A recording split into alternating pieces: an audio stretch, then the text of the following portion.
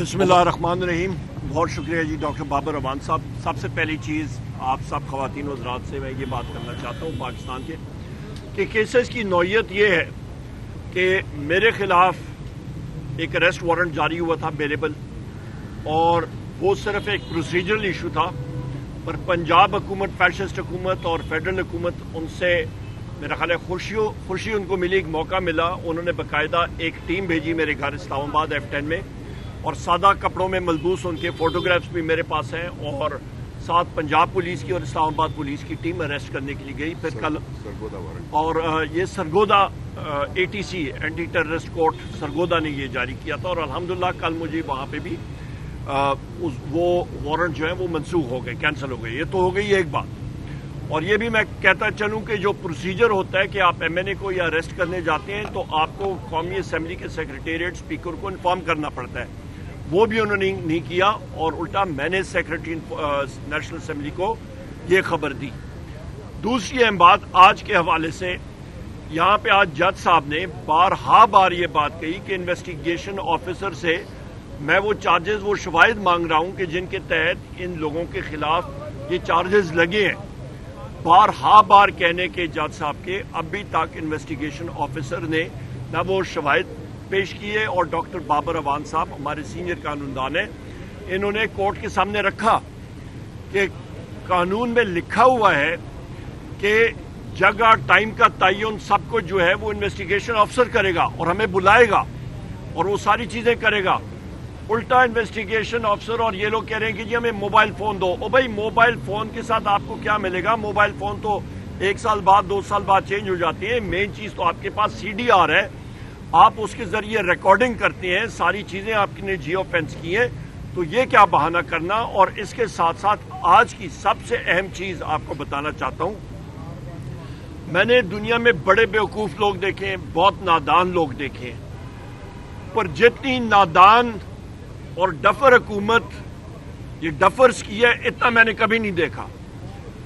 कल एक SRO statutory regulatory ordinance शाया हुआ है 8 जुलाई में, और उस पर वाज़े तौर पे लिखा हुआ है कि इंटर सर्विसेज इंटेलिजेंस ISI का ग्रेड 18 से ऊपर कोई भी अफसर पाकिस्तान के किसी शख्स का टेलीफोन, आपका इलेक्ट्रॉनिक अकाउंट्स, कोई भी चीज किसी भी नेशनल सिक्योरिटी रीजन के लिए, वजह के लिए, वो नेशनल सिक्योरिटी कौमी सलामती की वजह क्या होगी उसकी कोई डेफिनेशन या तशरीह नहीं की।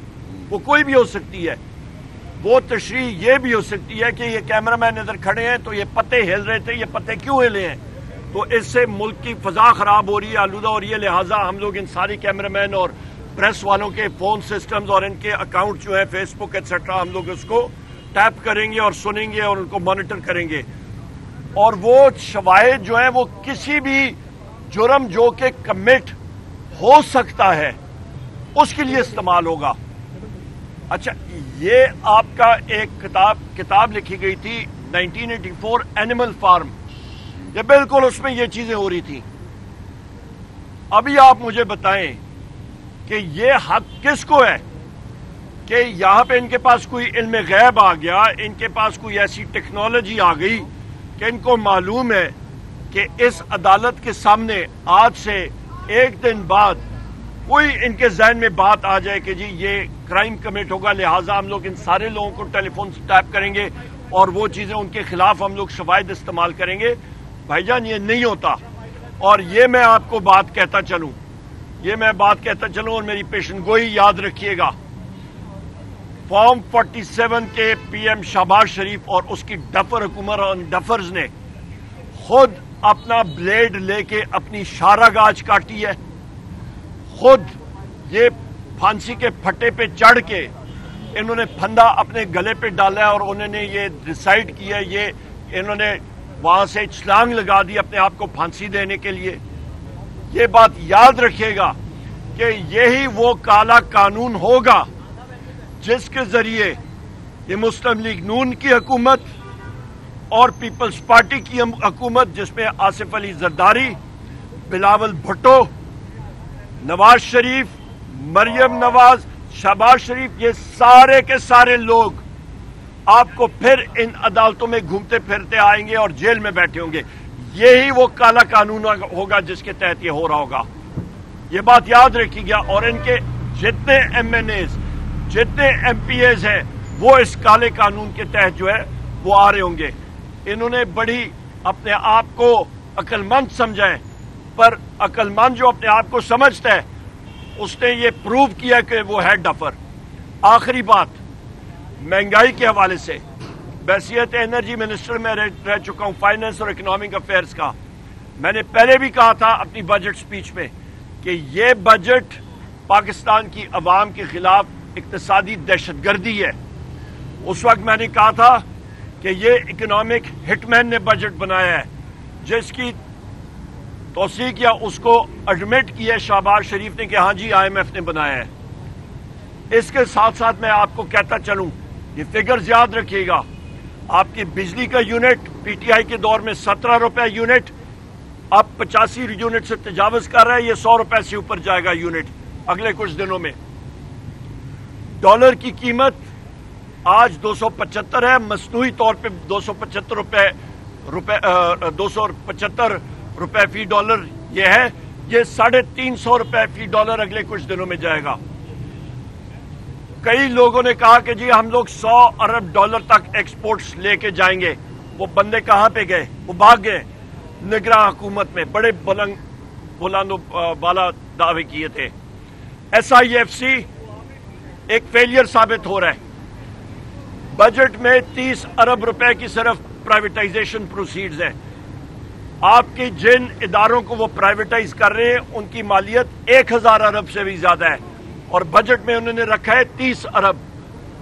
آپ کا 970 ارب روپے کہاں پہ گیا؟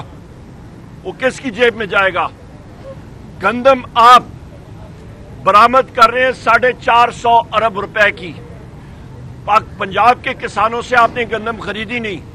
مہینے کے اندر اندر آپ کہتے ہیں جی وافر ہو گئی ہمارے پاس گندم, ہم لوگ اس کو درآمد یا ایکسپورٹ کرنے جا رہے ہیں. اور بھائی کتنے کمیشن تم لوگ بناؤ گے؟ کہاں پہ بناؤ گے؟ آپ یہاں پہ دیکھ لیں. اور اس پہ ڈائریکٹ براہ راست محسن نقوی جو ابھی انٹیریئر منسٹر ہے, اس وقت وزیر اعلیٰ نگران تھا پنجاب کا, اس کا ہاتھ ہے, مسلم لیگ نون کا ہاتھ ہے, ان ساروں کے ہاتھ. یہ ایک ہی اس کرائم میں یہ ملوث ہے. آپ افراد زر دیکھ لیں جتنی تیزی سے ابھی بڑھے گی. پیٹرول اور ڈیزل کی قیمتوں میں پہلے کہتا تھا کہ اضافہ ہوگا. پی ڈی ایل انہوں نے 80 روپے فی لیٹر رکھا ہے. بین الاقوامی دنیا میں تیل کی قیمت ابھی بڑھے گی, یہ اس کا بہانہ کر کے مزید تیل اور آپ کا پیٹرول بڑھائیں گے. بجلی لوڈ شیڈنگ عروج پہ ہے. اور یاد رکھیے گا جو بل ابھی اگست میں آئیں گے, کیونکہ 2 ماہ کے تاخیر کے ساتھ بل آتے ہیں, فیول پرائس ایڈجسٹمنٹ اور آپ کا جو بیس ریٹ زیادہ ہوا ہے, لوگ آپ کی سڑکوں پہ نکلیں گے. یہ آپ حال یاد رکھیے گا. آخر میں یہ سب کچھ کس لیے کیا جا رہا ہے؟ صرف ایک شخص جس کا نام ہے وزیر اعظم عمران خان, ان کی اہلیہ بشرا بی بی, شاہ محمود قریشی صاحب, عالیہ حمزہ صاحبہ, صنم جاوید صاحبہ, ڈاکٹر یاسمین راشد صاحبہ, میاں محمود رشید صاحب, جناب عمر چیمہ صاحب, چودھری اعجاز صاحب, سینیٹر صاحب, ان ساروں کو جیل کے اندر رکھنا. ہمارے 85 سے زیادہ اس وقت ملٹری کورٹس میں اسیران ہیں, جس میں آپ کے حسان نیازی صاحب بھی شامل ہیں. ہمارے مرد حضرات بھی مختلف جیلوں میں ہیں. صرف ان کو اذیت دینے کے لیے یہ سب کچھ ہو رہا ہے کہ وہ نہ نکلیں. میری بات یاد رکھیے گا, وزیر اعظم اس ملک کا ہوگا, ان کا نام ہے وزیر اعظم عمران خان. یہ سارے کے سارے کیسز جو ہیں وہ سارے کے سارے ختم ہونے والے ہیں انشاءاللہ تعالی ہوں گے. ان کے پاس صرف اور صرف عدت کیس کا بہانہ رہ گیا, جو کہ ایک بھونڈا کیس ہے جس کو ہونا ہی نہیں چاہیے. خواتین کے کیسز کو اس عدت کیس نے سب سے زیادہ نقصان دیا ہے. بہت شکریہ جی.